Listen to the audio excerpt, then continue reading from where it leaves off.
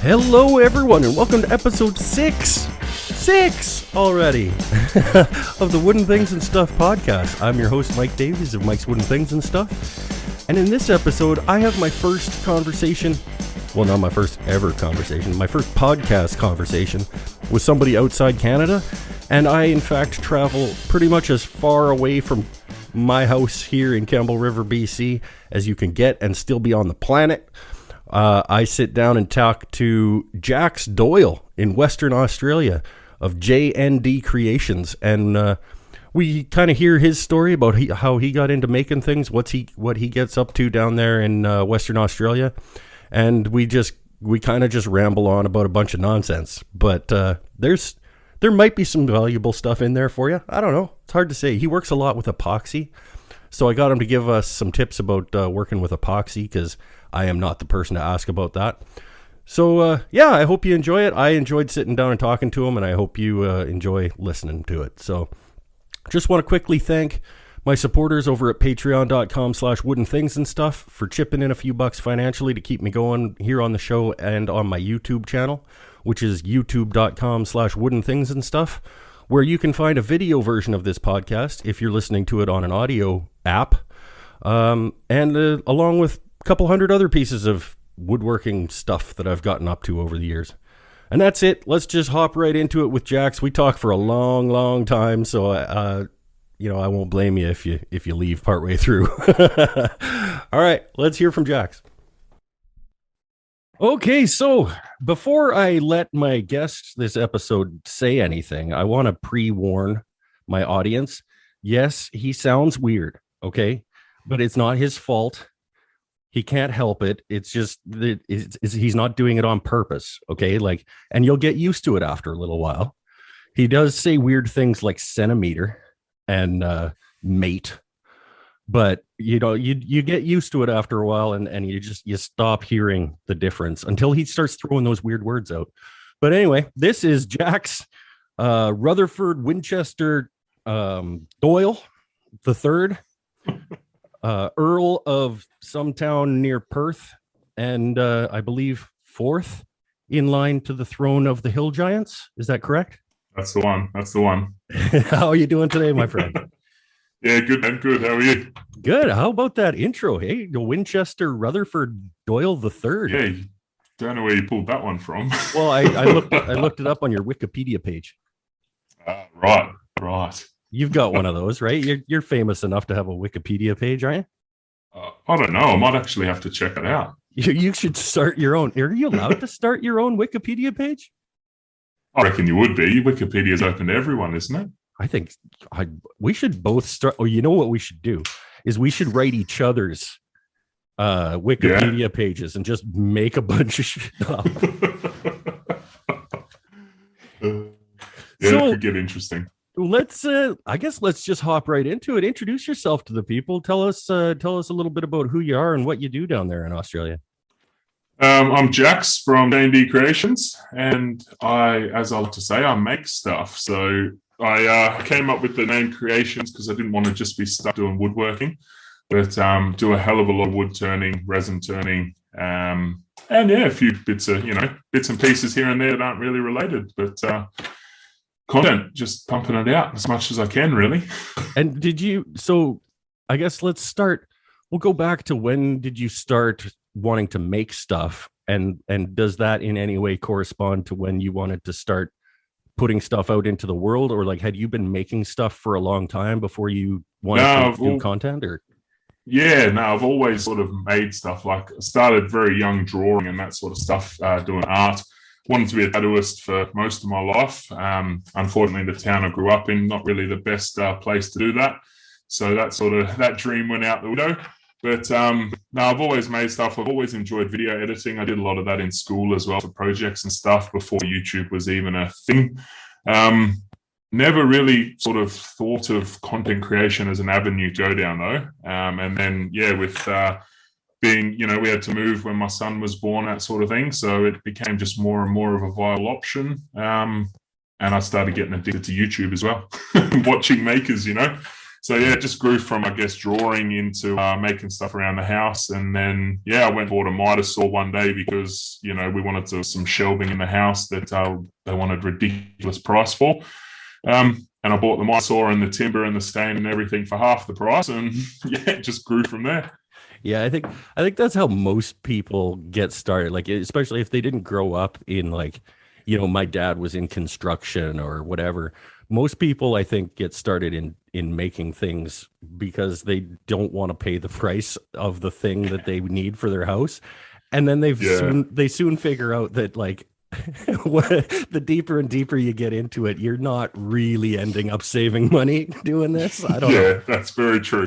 Very, very true. I mean, those pieces held up. I've still got them in the house now, but they are dreadful. Absolutely dreadful. Well, but I think that's the way that you have to look at it, right? It's like, yes, okay, you might have to spend more money on tools and wood than you spent on the final piece of furniture, but now you have tools and now you have furniture that's way better than that garbage.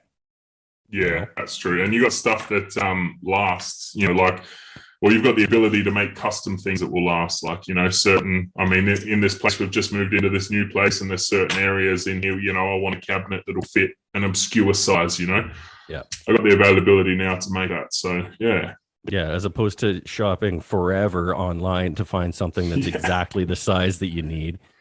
Yeah, and just settling with something you're not really happy with, Or you end up buying something that's a little bit too big and cutting it down and making it into something else anyway. Yeah, modifying it anyway. Yeah. And so you started your channel out as a turning show, didn't you? Did I hear you say that once? So basically I was obsessed with Nick Zametti's channel back in the day. So I've watched all of his content, and that was wood turning.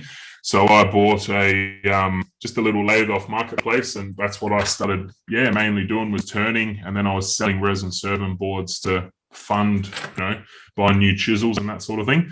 But primarily I kicked off based around turning. I mean, even in the early days, I did sort of divert from that a little bit, but 90% of the projects were turning. Yeah. And when did epoxy come in for you? Because it feels like almost, I don't know. Is it accurate to say most of your projects have some sort of aspect of epoxy involved?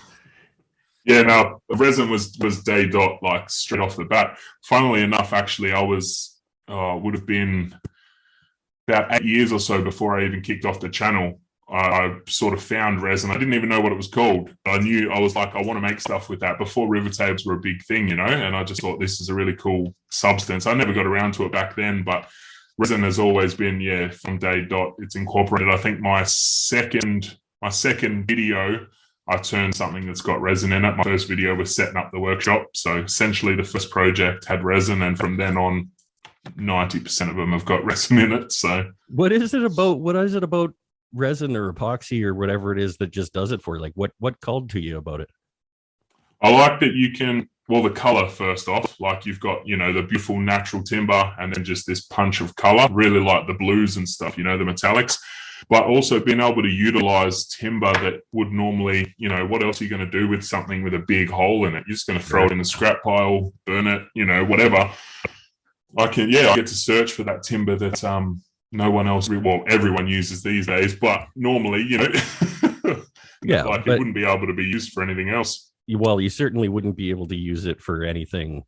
Like, you can add a lot of size to a piece of wood, right? Like, you can make a piece of wood go a lot further the way that you do it. Yeah, and stability as well. I mean, even if it's quite a small piece, the resin gives the timber so much more stability, especially when you're turning. I mean, I'm sure you know how easy it is for something to just explode in your face on the lathe. I have no idea what you're talking about. Nah, none at all. No idea. That doesn't sound familiar to me. Yeah, so no, it gives it that strength as well. I mean, there's pros and cons to it. I've definitely had my fair share of issues with epoxy and sort of hate working with it. The mess it leaves off the lathe is dreadful. I absolutely hate that.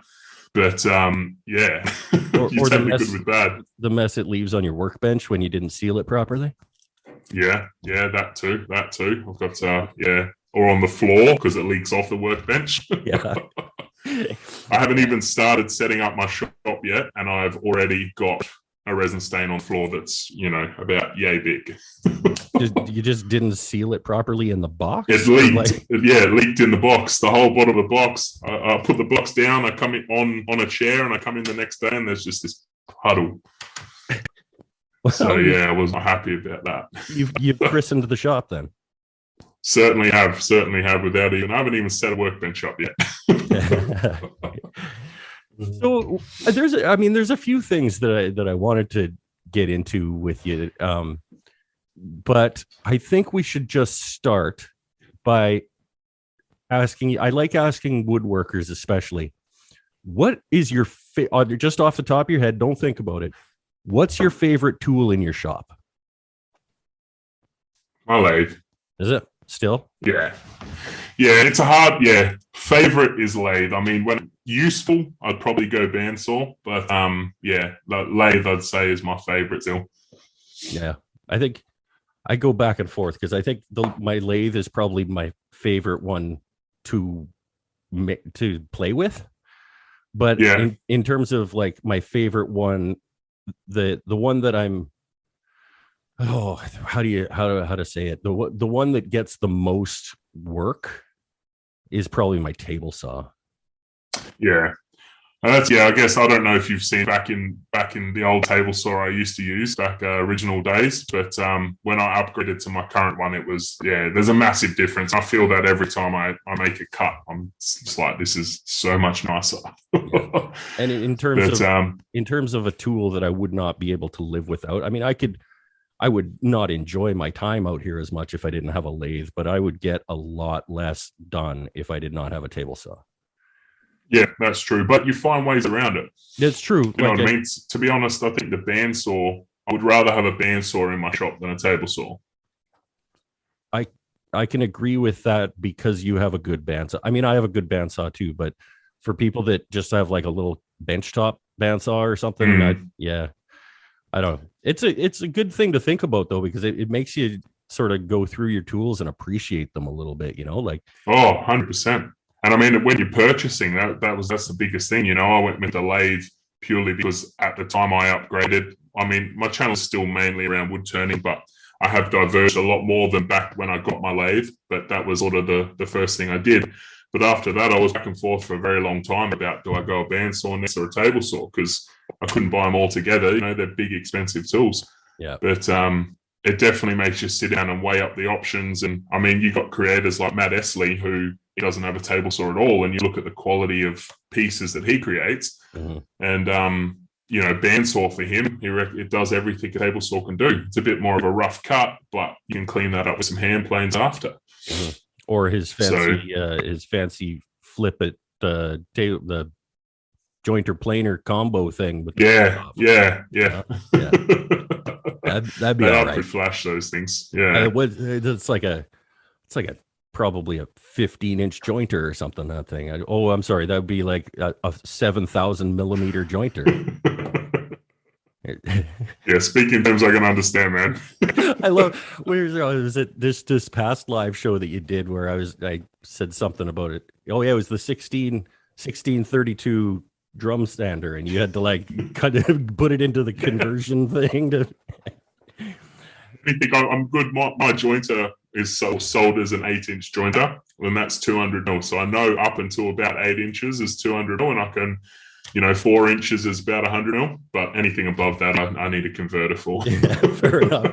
I just thought it was funny because I wasn't even intending to say the measurements of it. I was just using the model number. The model number. It's what the model number is. Yeah. Is that? Do you find in terms of your audience, like, do you have a sense of where most of your audience is? Is it probably mainly based in Australia? And is that because you do things the way you do things and you say things the way you say things? I don't know. Like, do you have a big... Surprisingly, because I delve into analytics quite a bit. So surprisingly, my largest view count comes from America. Okay. But my largest interaction is from Australia. So majority of the comments and stuff on my videos are, I'm finding it a lot more and more, especially with the Aussie tool reviews that I'm doing, is that people are like, great to find Aussie content, because it makes it hard, and especially over here, you want to buy a tool and you go onto YouTube for reviews. Everything's either from the UK or the US, always. So I get a lot of comments like that, but then my analytics read that I think it's about 60% of my views come from the US. So yeah, no, that's interesting, because I would think, based on the amount of like fairly specific Australian type content you have, I mean, nobody in Canada or the US is going to be going to Carbotech, true. or whatever. So, yeah.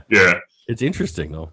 I mean, the concept, woodworking as a thing, is global, so it makes sense in terms of a general audience that it would be the higher population of woodworkers is in the US versus anywhere else. Yeah. So, yeah. I mean, there's definitely a lot here. I was at Carbotech I worked at Carbotech as a casual for a while there, and you get people from all walks of life, getting in on this hobby and this passion. So it is quite amazing at just how many people do it, Yeah, no, I was talking to a previous guest on the show about, like, when I first found Instagram and signed up for Instagram, and then just a couple of hashtags later of my town name, all of a sudden I've got 6 or 7 buddies in this community who also do this, and I had no idea. Like, I thought I was all by myself in my little garage. Yeah. Wow. Yeah, no, and I think it feels like, I don't know, maybe COVID, maybe it was always happening, but like more and more people are finding it. It feels like 100%. I think COVID's had a massive impact on that. I mean, we saw that just here in Australia when COVID hit, Carbotech stayed open somehow in the first wave. I don't know how they didn't have to close, but they had their biggest month like in years, because everyone was like, "Oh, I'm stuck at home. I'll do this project, or I'll expand on this hobby." And so I definitely think, especially right at the start there, it got a massive boost. Yeah, and that everybody also, maybe not even into woodworking, but like, well, I'm at my house and I'm not spending money on a vacation this year. I'm gonna build a new deck or whatever, right? Yeah, exactly. A lot of people had a lot more money to throw around. Yeah. Yeah. It's cool though. I mean, it's nothing but good for the hobby that more and more people are getting into it. Definitely. And I mean, it's so accessible, it's an expensive hobby to get into, but if you want to go and buy the big expensive tools, but just to kick off, I mean, you can make, I've done a few videos where it's like, using limited tools, basically. You can make some pretty nice stuff with some basic tools as long as you got the patience. So. Yeah. That's exactly it, is that you can spend money to not have to be patient. But all you need is something to cut wood, and something to glue wood, and something to smooth wood. So like, a handsaw, a chisel, random orbit sander, and some tight bond too. Yeah. Get pretty much anything done. if you wanted to fight your way through something with 3 tools and a bottle of glue, it could be done. Yeah, definitely. Might take you a couple months though. Yeah, you would not want to make a lot of things after the first one. You'd be like, okay, I made a thing, I'm good. But then you sell that thing, and you get enough money to buy another tool, and then you make another couple of things, and you sell those things for enough money to make another tool. And I mean, we've talked about that on social media before, about how the people, the typical people that are like, oh yeah, sure, in your $10,000 shop you're doing the DIY charcuterie board or whatever. And it's like, yeah, but what you have to realize is, like, I started out with a chop saw and a random orbit sander and some glue, and I sold a couple of things and bought a crappy table saw, and I made some more stuff, and I sold a couple more things, and I bought a crappy bench top drill press, and it built up and built up and built up, and it's been 5 years worth of doing that to have my shop in the state that it's in. Yeah, exactly. I mean, I was exactly in that position, man. Like, I didn't have a job when I started off doing this. I'd been out of work for 2 years with my son, So I didn't have extra money to throw at the hobby. So my entire shop as it is at the moment has basically paid for itself through building, selling, either that or birthday presents. Birthdays and Christmases, I'm like, oh, I want this in the shop, I want this, or I'll combine birthday and Christmas this year and I want this type thing.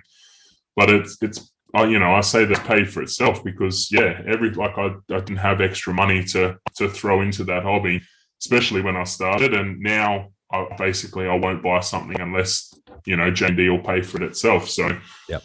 You definitely, the time and effort you put in. I mean, it's a lot goes into it though. You got to have that patience. A lot like I was doing when I kicked off my channel. It was 52 videos in 52 weeks. It was a lot of work, man. That was projects. That was 50. I think I did 54 videos that first year. There were a couple talking ones in there, but that was 52 project builds in 52 weeks. It was just mental. So, and I was away for 5 weeks that year as well. So I had to get ahead. And that was also, well, I mean, we're going to get into the business side of things. So let's just go into it right now. That was pre-monetization as well, right? Like how long did it take you? Yeah. How long did it take you? How many videos did it take you to get to like, yes, you can start making AdSense dollars? It took me ages, man. I actually, like a few of the YouTubers I've spoken, every YouTuber that I've spoken to since says it worked the opposite for them. But for me, I achieved subscribers before view count to monetize. So you need the 4,000 hours and you need 1,000 subscribers. I got 1,000 subscribers first, whereas everyone else I've spoken to says, oh, we got the 4,000 hours way before we got the subscribers. Mm. So I was chasing the hours. So I can't remember exactly. I think, the memory only came up in my memories recently. It's either a year or two ago that I got monetized. It was sort of mid to late January. I feel like it was only a year ago, but it might have been two. So it took me ages, man. Like, well, I'd say I probably did close to 100 videos before, And the thing that a lot of people don't get is, when you're doing these builds, the build itself might take a day or two. But when you've got to film it, you're doubling that time because you've got, I put a clip up on social media recently about how many times did you catch me changing the camera. And there was 16 camera changes in like a minute and a half clip because you got to stop what you're doing, move the camera. You got to think ahead about how you're going to edit. And it just blows the build time way out as opposed to if you just built it without filming. Yeah. Well, and not only that, but it also, you can't get into like that sort of flow state that you like when you really get into the course of building something, you don't even have to think about the next thing. You're just naturally going boom, boom, next, and you get into a flow. But between every operation, you have to move the camera somewhere else and then check the framing and then, set up the shot and then click start the shot and then do the operation. It doesn't give you a chance to get into that sort of rhythm, Exactly. And you've got to forethink. Like I find now, I'll run through how the entire build's going to go before I even start. It'll be like, all right, I'm making a box, for example. I'm gonna cut the pieces on my table saw with the camera set up here. The next operation is going to be mitering the edges, and I'm going to have the camera on this side of my shot pointing this direction before I even start. You know what I mean? Wow. Like that forethought, because I like to include special effects into my videos as well. So I've got to try and I like to do that as organically as possible, though. Like I don't just want to throw a random special effect in that doesn't really meld in well, with what I'm doing. Yeah. So I think, for example, I learned a special effect where I had my phone, and I press a button and a hologram pops up. Oh yeah, the little Star Wars look. Yeah. It took me about 2.5 weeks to think, how can I shoot this in a video that it's going to organically fit? And I think I was sitting on my bed browsing through different ideas of what to build, on Pinterest. And that's what I like to sort of make it fit organically, but it takes a lot of planning to make that work, not just throw random things in that people sort of go, well, what the hell is this? Right. So you essentially mentally storyboard your entire video before you start the process. That's interesting because I want to say I would never be able to do that, but I probably could do that if I wanted to. But that seems like you're just, that's why your videos are better than mine. Because yeah, if I did that, maybe I would make better videos. But in any case, it's that's the one thing. That's the one thing I tell people about JND Creations. Is like he's he's a way better video producer than I am. But don't go over Thanks, there. man. Don't go over there because he's my nemesis.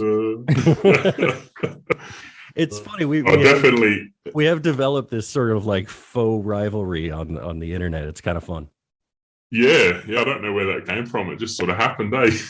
I think it was the beer fridge situation. I'm not exactly sure how it came about, but yeah, it was like that. You're my YouTube nemesis. I think every content creator needs a YouTube nemesis, doesn't they? Yeah. Gives you a good push along, doesn't it? A bit of friendly competition. And so, how did, speaking of like, the business side of things, how did your woodworking go or was it immediately like, I need to be doing this to be making money, and so I need to have a business name and Instagram and Facebook and blah blah blah blah blah, all of that stuff? Or were you making stuff and selling it just like out of retail outlets or to friends and family and stuff, and then over time you developed this idea of having the business? Or No, so originally it was like, yeah, I mean, maybe I can make a bit of money from this when we were basically living at the hospital with my son. So yeah, I started a Facebook page. That was all I was really focused on. So I did everything from there. I uploaded videos when I could. I was doing some videos before I started YouTube. So yeah, I'd upload some videos, I'd sell everything through the Facebook page, and I'd sort of promote everything through there.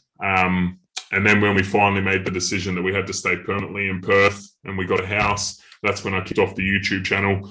I didn't register, I'm trying to remember now. I think I went for a little while before actually registering for an ABN and, the business name and that sort of stuff. Just primarily focused on trying to build. I followed, I don't know if you've listened to Made for Profit. Somebody, you're not the first person to mention that to me, and I should write it down again. Yeah. I didn't last time. Yeah, so that's a podcast by Brad Rodriguez and John Leckie. So basically followed along with some advice from them about, putting out content. And that's the reason I started Instagram. I hate Instagram. Like, I was never for it. I never had a personal one or anything like that. I just used Facebook. But, after listening to Made for Profit, it was sort of like, well, I want to do this content creation thing. The whole idea of the content creation worked for my family. And, my son basically at the drop of a hat could end up back in hospital. So having a standard 9-to-5 kind of job just made things really hard. Plus my wife's English. So before COVID, we wanted that availability of, we can go over there for a few months and I can keep making content and bring in money that way, that sort of really fit with our family. So yeah, I kicked off the Instagram. Then I did all, the legal side of like registering for an ABN and business name and that here. But it just grew, I guess, as when it was only a little bit of income trickling in, I didn't particularly worry about it. But as the income sort of increased, I thought, well, with all tax and everything over here, I need to probably go down the right path and get it sorted. And just the fact that, I started working with, other businesses and that sort of thing as well. Bringing in sponsors, and I did my first sponsored video quite early. It was before my channel was even monetized. So, once that kicked off, I was like, all right, I guess I sort of start making the way down the path of, making everything sort of legit. So it's official now. Yeah. Yeah. Official. There's a lot of people, you go to markets and stuff, and a lot of people have a business name. It's like so-and-so's soaps or like whatever, and it's like, is this a business or is this like, it's like, and you just put your name on it and called it a business. But it's kind of irrelevant anyway, unless you're with the government. It doesn't matter, what, to me anyway. But so you've mentioned a couple of times, do you want to go into the story about the son and the hospital and everything? You've touched on it a few times, and I think people I guess that's might be wondering, why does he keep bringing up his son in the hospital?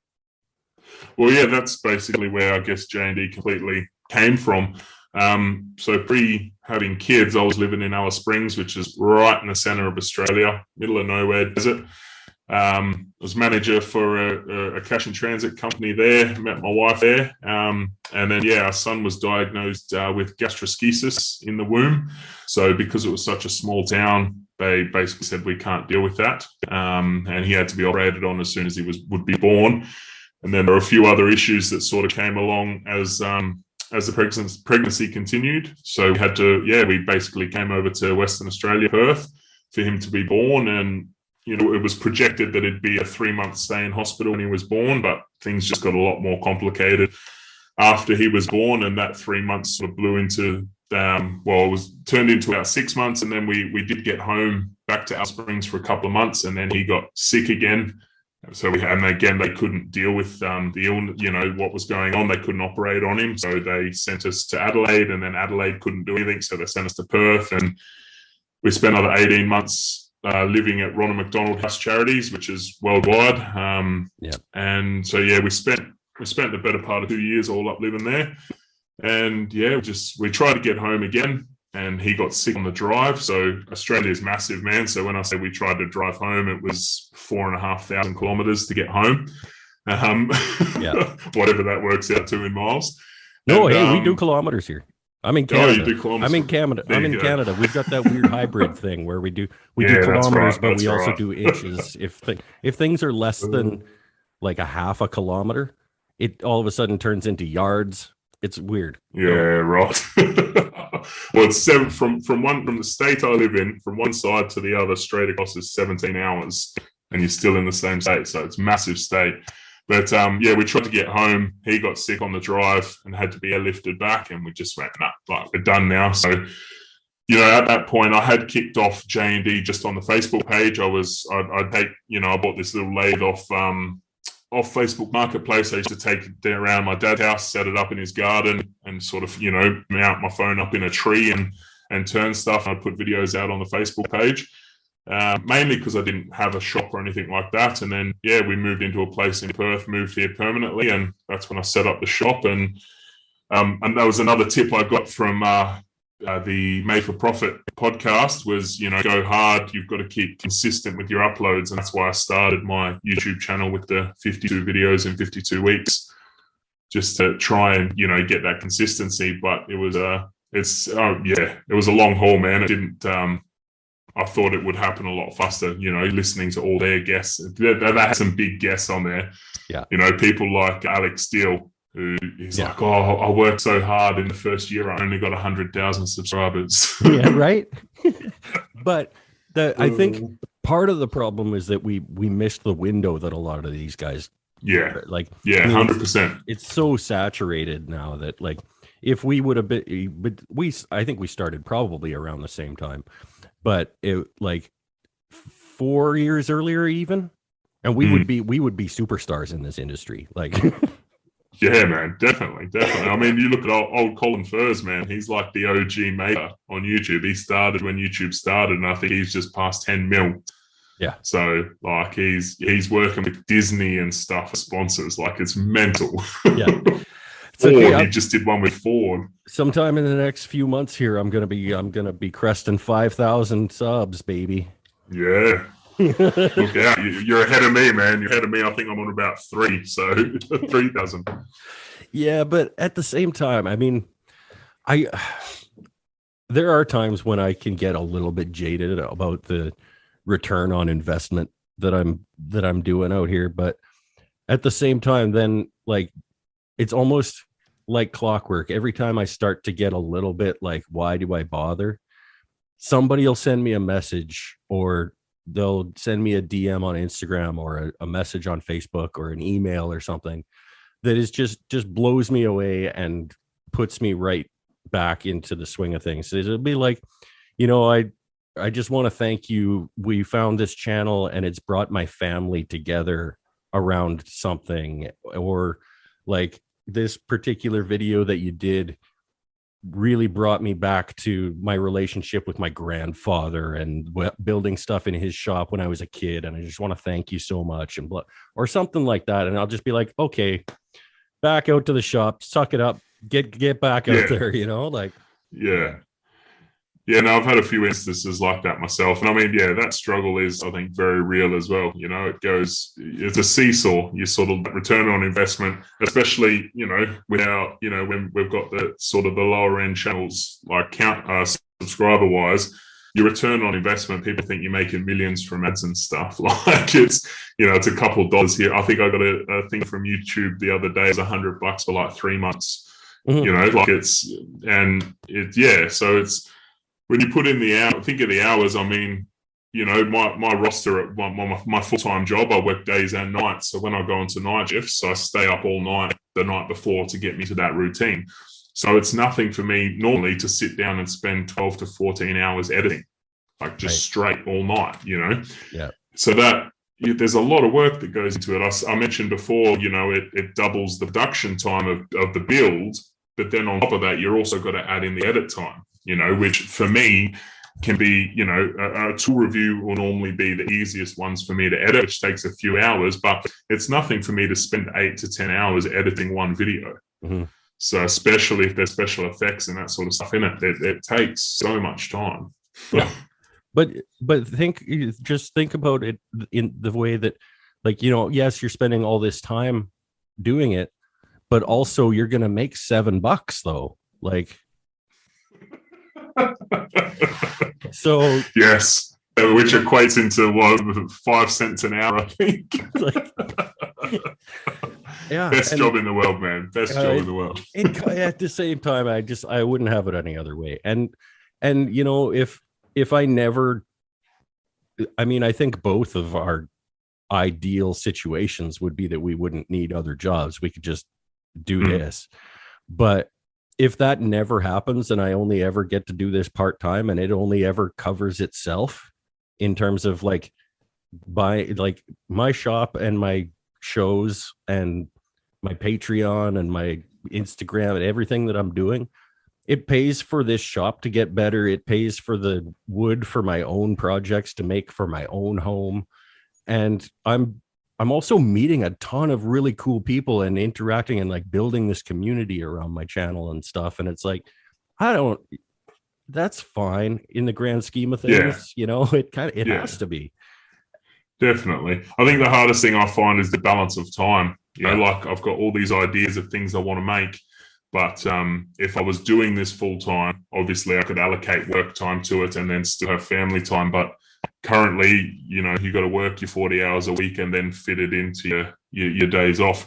That makes it hard when you've got massive projects and that, you know, like I've had projects now that have been in the planning phase for 2 years just because I haven't had the time or the, you know, to execute them properly. Yeah. So yeah, it's just a juggling act, really. Yeah. And not to mention the fact that like you also need, not only do you need your X number of hours to do your regular job, but then you want to spend some time with your family too, because in theory the reason we work is to support our families. And exactly.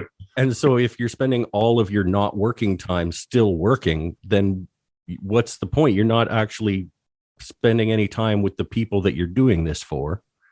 Yeah.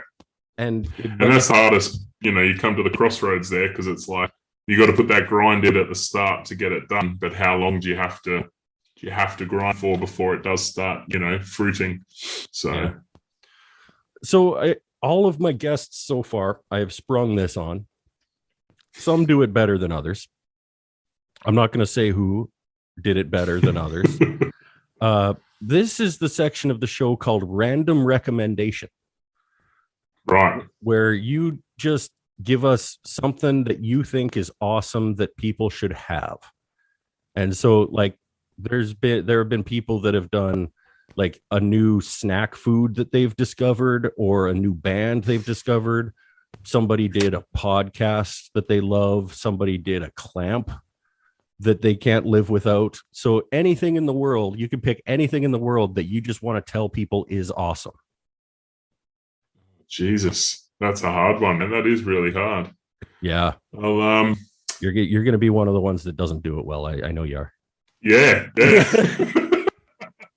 Oh, it would have been easier if you gave me a category, like, you know, in the shop.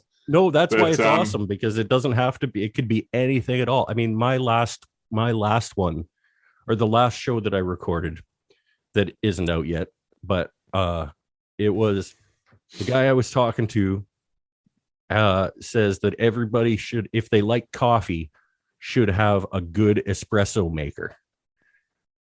And he particularly had his at his work as like a single cup coffee maker. You just press the button, it grinds, it packs, it makes your, like, he's like a full on espresso machine. And I think mine was, no, I don't remember what mine was for that episode, but one of mine was like, go get a new travel mug because yours is gross and old. Yeah, right. Well, I reckon everything outside of sort of moving and JND at the moment is focused on NFT and crypto. So I would definitely recommend, like, if you're not looking into that, not even jumping in and purchasing, but just do some research into it. Read some articles into the technology behind it, because I firmly think it's the future. The applications are incredible. So I'm right in there at the moment. Like, I spend so much of my free time just reading, into different NFT projects and applications and that. So not necessarily buying and putting your money into it, but research it. I highly recommend that. Oh, okay. That's interesting. See, if you didn't spend all your time doing that, your shop could be set up and you could be making stuff. Yeah, true. No, I spend a lot of time at work doing that. Okay, fair enough. Your employer is not going to listen to this. It's fine. I should probably start cheating and think about what my random recommendation is going to be before I record. Beforehand. Yeah, because like, you're going to spring the question. I'm the one who knows this question is coming, and I don't have anything. And I also, this is the second show I've recorded today. So what's my random recommendation going to be? I remember what my one was from last show. It was spend the extra money on better meat. Yeah, right. Because like you can buy the $15 steak, but the $18 steak is going to be more than $3 better. Yeah. And life is too short to eat crappy meat. But okay, that was last episode. This episode, I am going to. I'm going to go get it. Say something for the audio people so that they don't just talk a little bit. Say some Australian thing. Say some Australian things. Right. That puts me on the spot, mate. He's probably gone to his beer fridge that's in his shop. No. No, but I am already back. You're already back. And my beer fridge is just right there, and it's super fast to get beer from. This is my random recommendation this week. It is a rattle can nozzle gun. Right. Thing. So it just has any rattle can, spray paint or lacquer or anything. You just clip this guy on. For the audio listeners, it kind of looks like the gun that you put on a garden hose, kind of. And you just clip it on the top of the can, and then you've got you pull the trigger thing, and so your finger doesn't get that angry cramp thing that yells at you when you have all the paint all over the edge of it. You get that, like if you're spraying and you just get that little bit of blowback all over your fingertips. No, and this thing is super great, and it's quick to put on and take off of things, and I think they're like $7. Nice, this little sort of trigger thing that clips on the top of your gun. That's going to be I just happened to look over at it, and it is if I could not go back to not using that when I'm using rattle can anything. Yeah, I can imagine. They are a good gadget. Yeah. And so that's that segment. What else can we talk about? What else do you want to talk about? You got stuff on your mind that you wanted to get off your chest on the show? Oh, mate, to be honest with you, I just want to get back to building. I want to get things set up. Moving house sucks. I don't recommend that. We should do a don't recommend segment. I don't recommend that. Well, don't recommend moving. That's not nobody. Yeah. I think anybody who's ever moved would be like, yeah, well, it sucks. But see, I'm of the opinion that moving itself sucks, but being set up in a new place is awesome. Yeah, it just takes so long, especially with kids, man. I don't recommend it with kids. Yeah, that's. Or I recommend paying people to do it for you. That's probably a better option. Well, okay, this is interesting because a lot of people do move. I mean, so Yeah. and you just did it. So what would you, looking back on it, what would you have, if you had the money or you had some money to put towards moving, what would you have paid other people to do, and what would you have still done yourself? I would have packed boxes myself, and that's it. That's Right. it. And the only reason I would have packed boxes myself is because I've had a company move me before, and they got someone in to do everything, pack boxes and move it all. And they don't, you get that shelf, you've got that display shelf in your house that has all beautiful things on it, but you haven't moved those things in 10 years. And so when you move them, you can see bits of dust out on the shelf. If you pay someone to move you and pack your boxes, they don't clean that first. They just throw everything in. So I'd pack my own boxes first so that you could do those little bits and pieces, but everything else I would pay someone else to do. Removalists to come in and remove stuff, cleaners to come through and clean the place. Yeah. Right. But it's not fun, man. I guess if you, that's assuming you had unlimited money. If you just had some money to put towards it, do you think like the moving aspect or the cleaning aspect, or if you're moving out of a rental property, I don't know what it's like over there, but here they're pretty stringent. So I'd probably pay the cleaners if I just had a little bit of money. Yeah. Because the real estate, as soon as you say, "Oh, I've paid a cleaner," they're like, "All right, no worries." They don't take it any further. But if they find out you haven't paid a cleaner, they'll pick this isn't clean enough. This isn't clean enough. Sure. So I'd probably go with the cleaning first, but circumstantial too, mate. I don't have many people in Perth to help me lift the heavy things. Well, that's true too. Like if you got a bunch of buddies and you can pay them in beer. Well, that's it. Back in Darwin, one of my mates moved house and we had 7 utes rock up. And we did his whole house in one go because we loaded everything up across the utes and there were plenty of us there. So that makes it easy then, but if you don't have that's access, then it makes things quite hard. See, just going back to what right at the beginning of the show, I said that he was going to say some weird crap, and it was going to remind you that he sounds weird. You had forgotten that he sounds weird until he said something like, "I'm back in Darwin. I had 7 utes rock up." Or something. What did you say? Darwin is the town I was born in.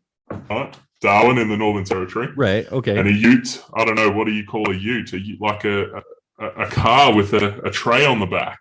What do you call them? A car with a tray on the back? A utility, a truck. Like you call yours a truck, right? Yeah, yeah. Yours is like a big 4-wheel-drive thing. I think I saw in one of your videos. I've got a Nissan Titan. Yeah, it's a pickup truck. Yeah. So like, what would you call like a? Do you get Ford utes over there? So it's like a 2-door XR8 with a tray on the back. Yeah. Okay, yeah. See, he's using terms like tray for the box of a truck. The box of a truck. So what do you call that then? What do you call an XR8? We'd call it a ute. It's a truck. You'd still call it a truck, even if it's like a few centimeters off the ground and it's super fast and like it's a sports vehicle. It's not. It's a sports vehicle. See, I don't know what this vehicle is that you're talking about. I'm just picturing of like this. So it's a car. It's like an El Camino. It's like a V8. Like so like not a 4-wheel drive utility vehicle. It's a 2-wheel drive performance vehicle. Just type in like Ford XR8 ute and see what comes up. Ford XR8 XR. Yeah, this is riveting for there. Yes, that's like an option. Ford X. Oh, what the shit? I don't know what you call that. I've never seen this. It's a high performance vehicle. Like it's a V8 high performance. They go real fast. It's a sports car, but it's a utility. Okay. And those are all over the place there? Like you guys have a ton of these? I used to own one. Yeah. And there's all different brands too. There's not just Ford, like heaps of different brands. I've never experienced this vehicle. These things are not driving around here, man. Really? Yeah, no, this is. And it's funny because every single site that comes up is like carsguide.com.au, carsales.com.au. Like, yeah. So this is okay. Yeah, this is an Australian thing. See, I told you people he was gonna say Yeah. something weird. I think I got pulled up on the use of Fortnite not too long ago by an American as well. Well, no, that might have been me. Yeah. No, that wasn't. No, I don't think that was you. It was Dreadnought, actually. Dreadnought was like, what's a Fortnite? Yeah. Oh, that's what, 2 weeks? Yeah, 2 weeks. Yeah. We don't use it, but we know what it is. Yeah, right. Well, I can't believe you don't have utes. Nobody else in the world except Australians apparently know what utes are, man. Every one of these sites is like an Australian website. But so, what car did you say you have? I have a Nissan Titan. See, I don't even know what that is. Yeah, it's just a completely. It's a four-wheel drive, yeah. It's a four-wheel drive. It's a pickup truck, yeah. Yeah, so pickup truck, yeah, which we would call a four-wheel drive ute. Like it's got a tray, so it's a ute. Well, it doesn't have a tray; it has a box. Tray. The tray that you put stuff on. No, it has a box that you put stuff in. If it was a flatbed, then maybe I could see calling it. You can do that here too. You can put flatbeds on your Ford XLR Ute. Yeah, that's common, man. That's common to have flat trays on them. Okay, cool. That's that was fun. Nice little tangent there. Yeah, no, that's what this show's all about. I know at this point, this is going to be weird for the audience because by the time this comes out, there's going to be like 5 of these things out. So they're going to know what this show's about. You don't really yet know what this show is about while we're recording this. But no, this is what this is. We just have a nice casual conversation and whatever happens, happens. And hopefully people listen to it. And if they don't, I don't care because I'm having fun talking to my friends on the internet or people. Sometimes I'm talking to people I've never met and just learning about them. I said right at the beginning in the first episode, the one thing that I miss from being a journalist is just sitting down and talking to people that are enthusiastic about whatever they're doing and they just want to talk about it. And I want to talk to them about it because their enthusiasm like comes through. Yeah. Yeah. So that's what this is. This is totally selfish endeavor. That would have been, journalism would have been an interesting gig, man. It was. It ran its course for me, but I wouldn't have traded the time for anything. It was. Yeah. Yeah. But if we don't have anything else to talk about, you talked about, well, I mean, you're big into you're the first guest that I've had on that's big about epoxy. So maybe we should delve a little bit into epoxy. Do you have some advice for people in terms of if they want to get into epoxy, or some tips and tricks that you could share in terms of, because I've only just barely dabbled. I've done a couple of like sort of wood and epoxy charcuterie boards, and I've like poured a little bit in the bottom of a serving tray and like swirled it around to make an artsy thing or whatever. But like, I think you would be a better person to listen to. So help some people out. Yeah, well, I mean, I put out my video last year. I got my top 5 tips for beginners. But I think the biggest thing to focus on if you want to get into it is, to begin with, you've got to make sure you're buying the right resin for whatever you're doing, because that can be a hell of a waste of money if you buy the wrong resin. It doesn't work. So, there's different types. You've got your tabletop, which is just for a top coat to finisher. You've got your epoxy resin, like just your standard use ones, which generally can go up to a maximum of 20 mil deep. And then your deep pours after that, which range from 20 mil to 100 mil. So 25 mil is 1 inch. Okay. I can picture 2 centimeters, and that's 20 millimeters. And that's, so a little bit more would be an inch. Okay. So about it. Yeah. So a bit under an inch is sort of your standard use. And then anything over that is classed as a deep pour. So just making sure you've got the right, because, if you buy a deep pour resin and you try and finish a tabletop with it, and it's only realistically sort of like 3 mil deep, it's not going to cure. It's not going to generate enough heat. Oh, it's, the consistency of a deep pour resin is normally closer to water than anything else. So you pour that on a tabletop, it's just going to run off. So yeah, just make sure you've got the right product for what you're doing is probably the number one tip. second to that is just watch your YouTube videos, because it is expensive stuff, man. Yeah, like it is. really expensive stuff. Watch some YouTube videos, get glued up on, the best applications to use it for. And just, do the prep work. If you're going to be, I say this, I don't often do this myself, but I do preach to do it, that you should seal your edges. So, but, bubbles is a big concern. So you make sure your timber's dry, first of all, because if it's not dried out, it's going to be catastrophic. You're going to end up with like this creamy white stuff all through your resin. It's terrible. But, depending on what you're doing, if you're casting, get yourself a pressure pot. I did epoxy for about a year on my channel without a pressure pot, and the results with a pressure pot, it was just because I wanted to save $100. That's all, $100. But $100 well spent when I finally got it, because it makes a massive difference. It depends on the project, man. Like I had a guy messaging me recently, actually asking for some tips on that. And that's probably most of my messages I get, actually, is like, oh, I want to do this project. What should I do? And it's, a lot of it comes down to individual circumstance. You got to pay attention to the weather as well. Outside forces really affect, so in summer, I tend to sort of tone back my resin use, because we get, 40, 42 degree days here. And if I pour resin has an exothermic reaction to harden. So if the outside temperature is hot, then as it's heating up, that outside temperature is going to heat it up faster. And that's not what you want. You want it to heat up as slow as possible.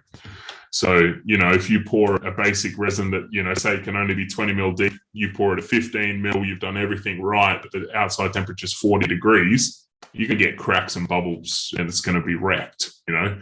So most resins will actually have on the bottle what they recommend the ambient temperature to be, but not all of us are gifted enough to have an air-conditioned shop or a temperature-controlled shop. So, stuff like that. Like I've quite often gone, I'm going to pour this tomorrow, and then I looked at the weather and gone, no, I'm going to wait a couple of days until it cools down. Really? So especially with your bigger pours.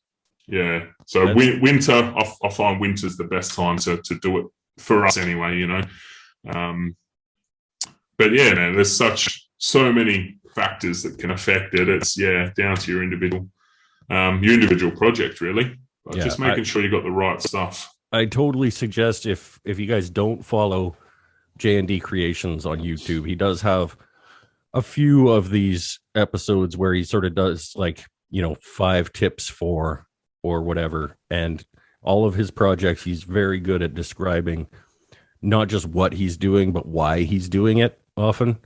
And so definitely go check those out, especially if you want to do resin, you've never done it before. What is it? Five top tips for epoxy resin or something along those lines. I'll leave a link. Yeah, something along those lines. Yeah.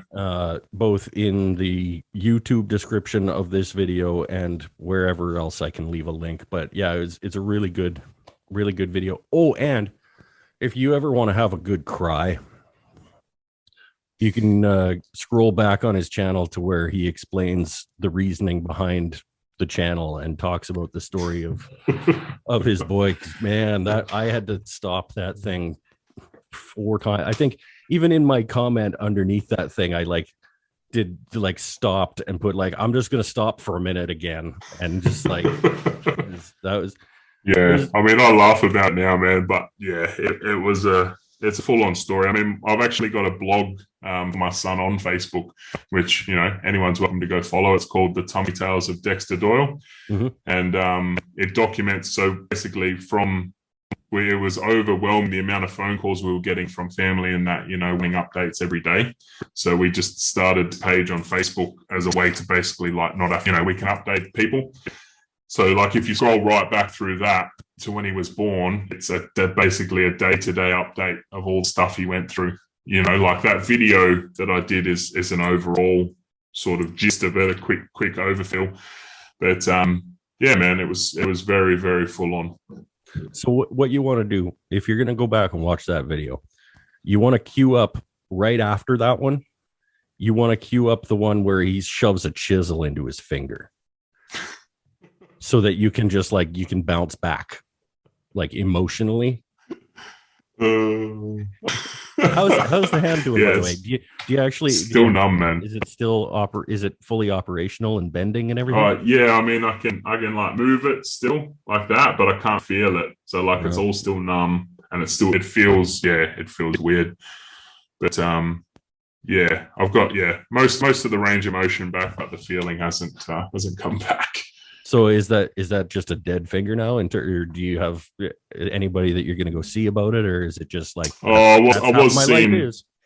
Yeah, no, that's pretty much what I've put it down to. To be honest, I've got a scar here from the same hand, same stupidity, chisel straight in, and that took away a lot of feeling in this finger as well. So I'm just living with it, man.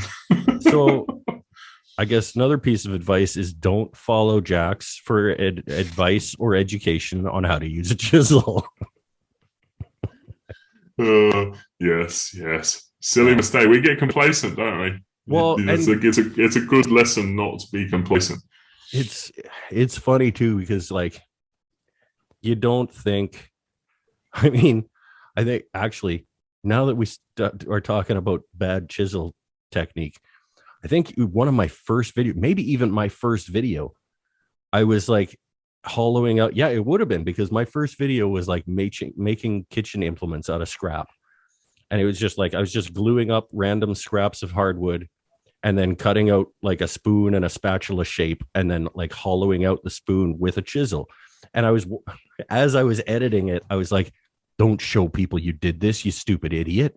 Like, you're pointing that chisel right towards your hand that's holding it down on the bench. And so like over the top of it, or maybe even in the voiceover, I said something like, yeah, so don't do this. Like, you see what's happening right here? If that slips, that chisel's going right through my hand. Don't do this. Like, yeah. The stupidest part of it is I was conscious of that fact. So when I was chiseling, there was a tenon above, and I was very conscious of the fact to make sure that my hand stayed below the bottom of the bowl, so that if I did slip, it would miss. Completely aware of that fact, and I still don't really know what happened. I think I turned the bowl and I didn't lower my hand. I kept it on top, and then it just, I mean, you see in the video, it went in like right in, man. Yeah. It was not a nice experience. Yeah, I decided against putting up the video where I touched my bandsaw.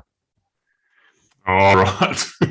And I don't even think I processed that project. I think I just like, you know what, this one doesn't need to go online, because it was, and I tell people honestly about, you know, what happened, and that I, you know, the terrible decision that I made, and that yes, mistakes happen and accidents happen in the shop, but I'm not about, like, people don't need to see me putting my finger into a bandsaw. I don't know, like, yeah, see, yeah, people like that stuff though, you got to remember as well. Yeah. You know what, and I could probably, my theory anyway.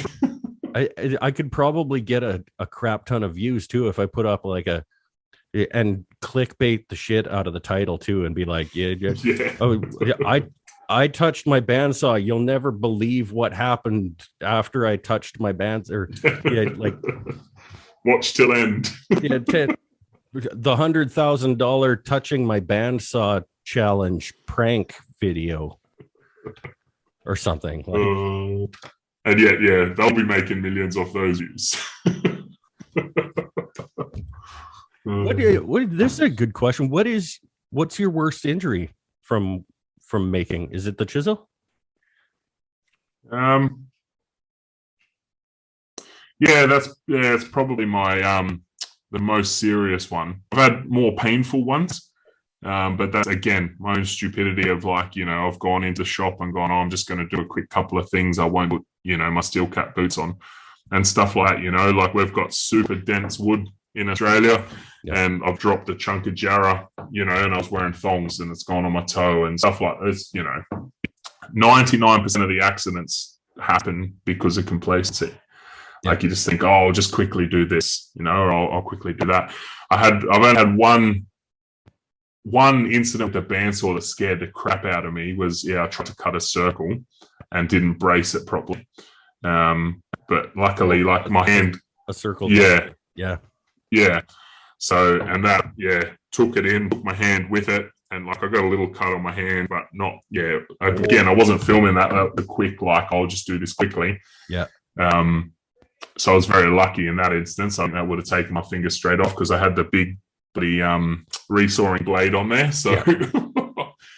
But yeah, I'd say that's probably been like my most damaging sort of incident. There is the one I'm still feeling the effects from. Which, in the scheme of things, I'm pretty happy with. Like, I'll take that. Oh, for sure. Still got my finger. I can still use it. I just you can't feel it, but you still have it. It can still do stuff. Yeah. Exactly. So, actually, yeah, I'll take that one. It's funny because when I went to the hospital to see, as soon as I touched my bandsaw blade, I had like my 1/2-inch 3 TPI bandsaw blade on, and my finger went into. It's funny because I don't even remember which one it is anymore. I'm pretty sure it was this one, but my finger went into it, and I immediately, like, apparently I'm a ninja, and I touched my bandsaw blade, and I got out of it, and I grabbed the roll of paper towel that was right over there, and I just ripped one off and wadded it up, and turned the bandsaw off, and walked inside and said, "Wife, I have to go to the hospital." Like, I touched my bandsaw, and so this is all wadded up, and I haven't even looked at it yet. So I don't know, like, did I miss a chunk of finger on my bandsaw bed that I should go back and get, or like, how bad is this? I have no idea. But I wadded it up and I drove myself to the hospital, and I got in and I'm sitting in the waiting room and they're like, "Well, how bad is it?" I'm like, "I don't know. I haven't looked at it yet." I touched my bandsaw blade. If you touch your bandsaw, you go to the hospital. Like this. So, and I got into Emerge, and I got to the nurse or whatever, and she's like, "Okay, well, let's find out together. Here we go. We're going to unwrap it." And we unwrapped it, and she looked at it and was like, "Yeah, you definitely hit a bandsaw with that. But I think that's the least amount of damage I've ever seen done by a bandsaw." Wow. Got out of there quick, eh? Yeah, I am a ninja. Yeah, wow. I won least amount of damage done by bandsaw. It's a good award to win. Of all the championships to have, that's a good one. I mean, it'd be better if I didn't touch my bandsaw, but you know. Yeah, true. So what's your Canadian healthcare system? Can you just go in and get that fixed up, no worries? Or is it like America where you probably pay 10 grand to get a couple stitches? No, I could cut my hand off and just walk into the hospital and they would put it back on for nothing. Yeah, right. Nice.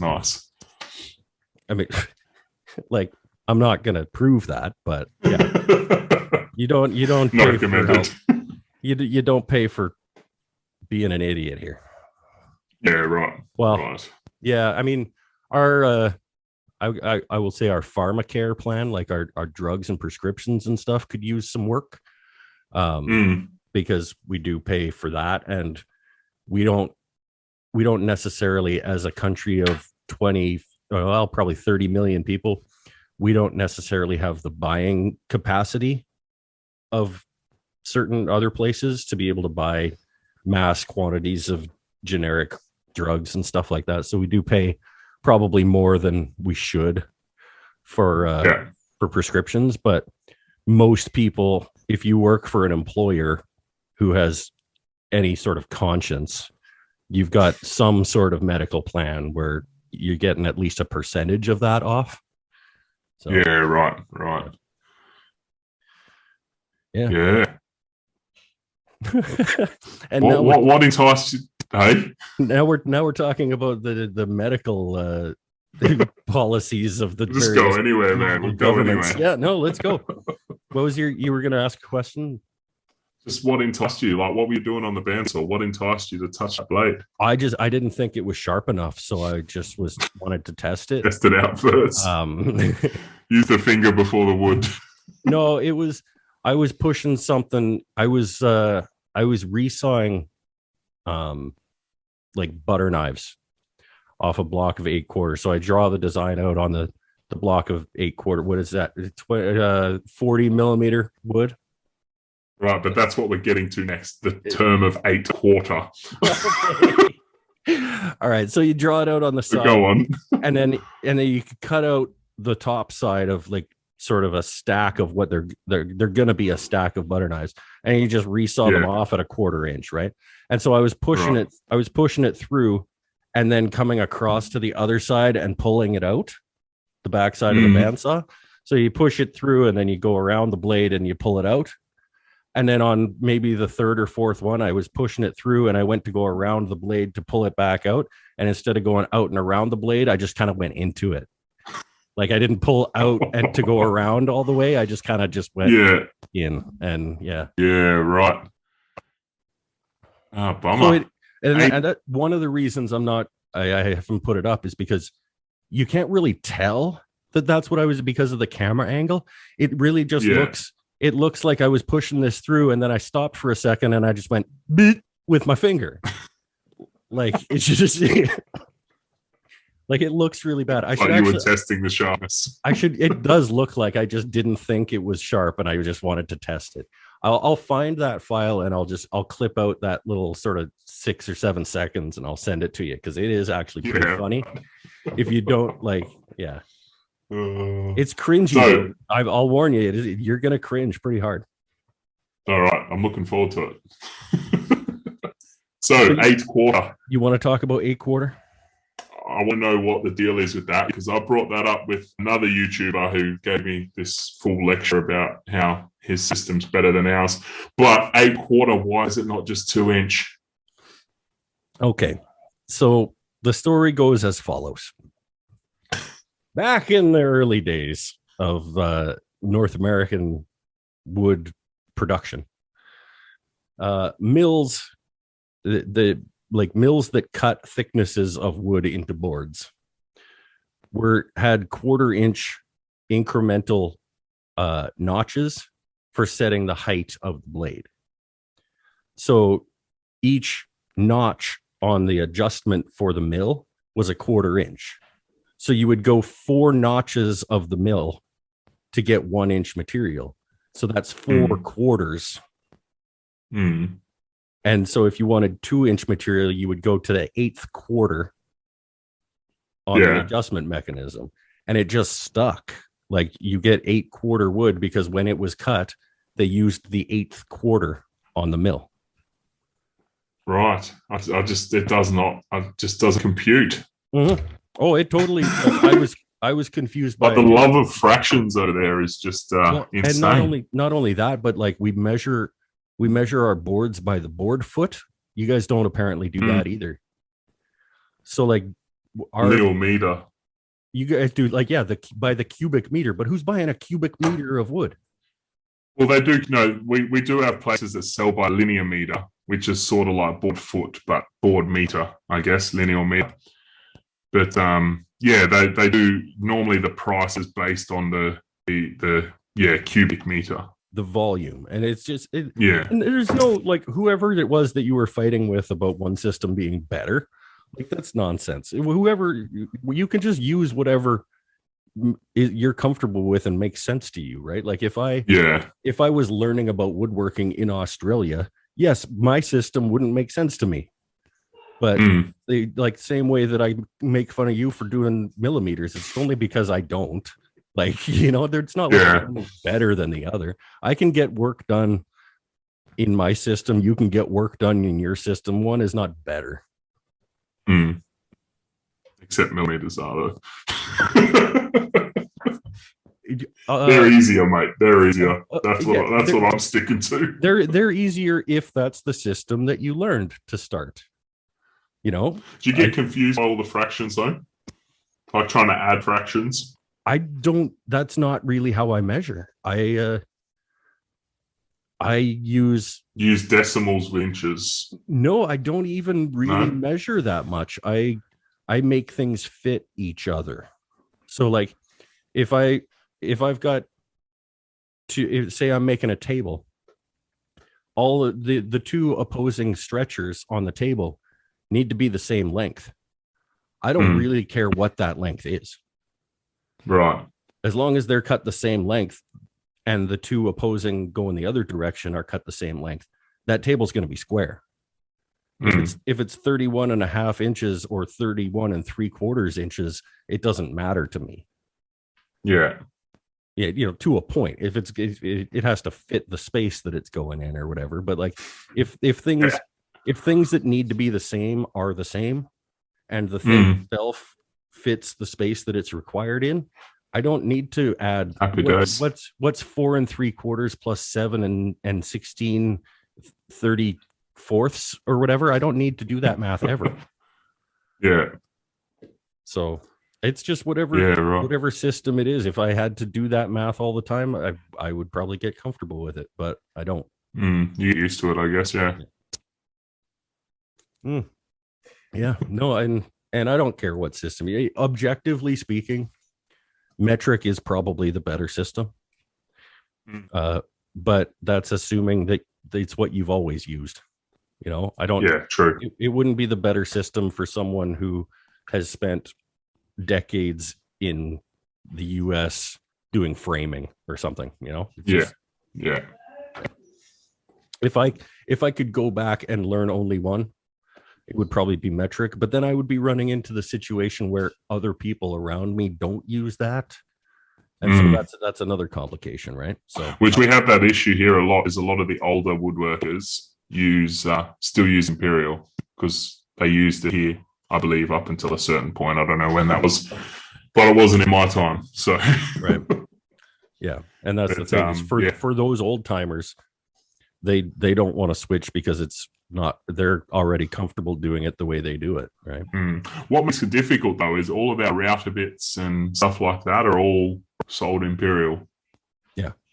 And it's a nightmare because so many don't know the conversion. Yeah. And that's the thing, is if you're always having to do that internal math in your head, just use the system where you don't have to do that. Yeah. And the conversion isn't equal. I think that's the biggest thing, is like 1/4 inch isn't exactly 6 mil. It's like 6.3 or something like that. Yeah.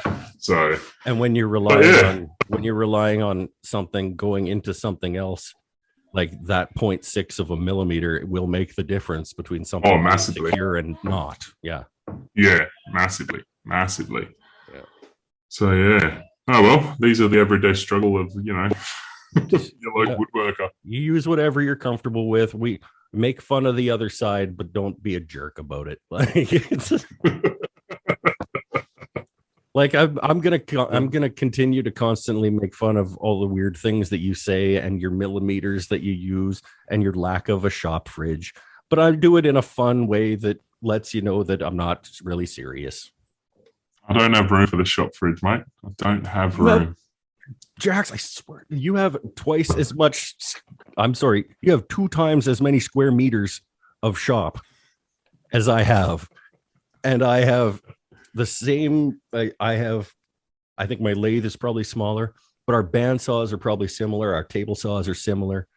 I have a drill press. You don't have a drill press. Do you have a jointer? You got a little bench top. I've got a drill press, but I don't use it. Okay, it's a little tabletop one. Yeah, okay, so that's pretty much the same. I think we have a similar jointer. We have a similar planer. Thickness up. You have maybe more grinding, sharpening area. I've got a couple. Yeah, I've got my Sorby Pro Edge and then the belt and disc one. But like our tooling is relatively similar, and I am in half as much space. I've got more benches than you. You've only got one bench, yeah? What? You've only got one bench, though, don't you? One workbench. I have one workbench and another like tool station that's on a bench. So like my drill press and my belt spindle sander and everything is on a bench over there. Right. Which is where my shop fridge lives under. Well, we'll see how it go, mate. Once I can mount stuff to the walls, I can get some more floor space. See, that was one of your issues before, is you couldn't drill any holes. Yeah, which I did, but only very few. Fair enough. No, in this one, I've already got cupboards and that. So like my resin cabinet took up so much room because it was a floor standing cabinet, so I got rid of that, and I've got cupboards that I'm going to mount up on the wall. So should free up a lot more space on the floor. So hopefully. All right. I'll check back in with you in a little bit. The drum sander will be sitting right where the beer fridge could go. Oh, see, that's yeah.